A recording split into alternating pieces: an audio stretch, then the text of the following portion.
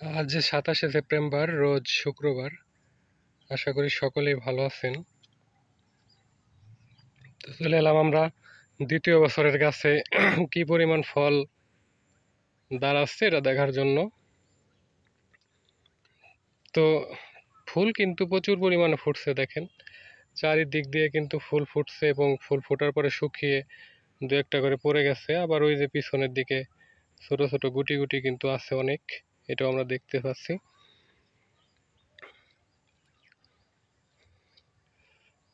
ফুল কিন্তু প্রচুর আছে, কিন্তু আসলে গুটি কিন্তু নাই, এটা স্ত্রী ফুল হচ্ছে না। তবে এখানে স্ত্রী ফুল হয়ে যাবে, যে অনেকগুলো আছে। তো প্রথম অবস্থায় যদি স্ত্রী ফুল হয় সেক্ষেত্রে কিন্তু ভালো হয়, কারণ প্রথম অবস্থায় যে গুটিগুলা কিন্তু দাঁড় হয় ওগুলা এতদিনে কিন্তু একটা সাইজ হয়ে যেত। যেমন এই যে প্রথম অবস্থার যে গুটি, এটা কিন্তু একটা সাইজ হয়ে গেছে। তো এই সাইজে এক হিসেবে পিছনে পড়ে যাওয়া আর কি।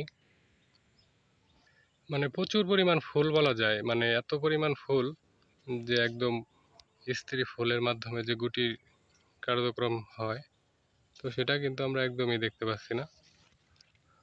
তো আল্লাহর রহমতে দ্রুত এখান দিয়েই আবার স্ত্রী ফুল ফুটবে। এই যে কিন্তু দেখেন প্রথম সাজের ফলগুলা যেগুলো দাঁড়াইছিল ওইগুলা কিন্তু মাশাআল্লাহ একটা সাইজ। তো আশা করি এগুলোর ভিতর দিয়ে হয়ে যাবে। এই যে হচ্ছে, এই দেখেন, এবং এই যে গুটি হয়ে যাচ্ছে। তো দুপুরে দেখা যায় যে মৌমাছিও আসে, প্রচুর পরিমাণ পরাগায়ন করে, কিন্তু আসলে ফলের জন্য যে ফুলটা প্রয়োজন ওটা কিন্তু হচ্ছে না একদমই। তো ভারত সুন্দরীতে প্রথম মেয়ের দিকে কিন্তু একদম ফল সব দাঁড়ায় না, একটু আস্তে ধীরে দাঁড়ায় এবং দ্রুত বড় হয়।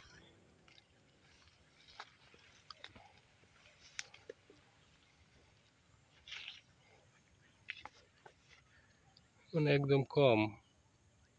তারপরে ওইগুলো ঠিক হয়ে যাবে আশা করছি। আমরা জিঙ্ক, বোরন এগুলা ব্যবহার করব, ম্যানকোজেব।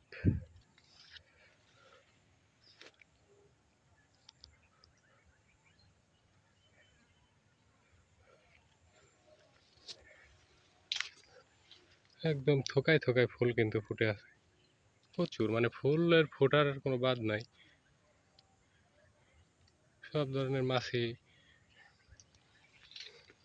তো যাই হোক, আমাদের ব্যবস্থা আমরা গ্রহণ করি, পরবর্তী বিষয় এটা আল্লাহ পাক প্রদত্ত। ফুলগুলা কিন্তু মারাত্মক সুন্দর। তো ঠিক আছে বন্ধুরা, সাথেই থাকবেন। বৃষ্টি হচ্ছে থেমে থেমে।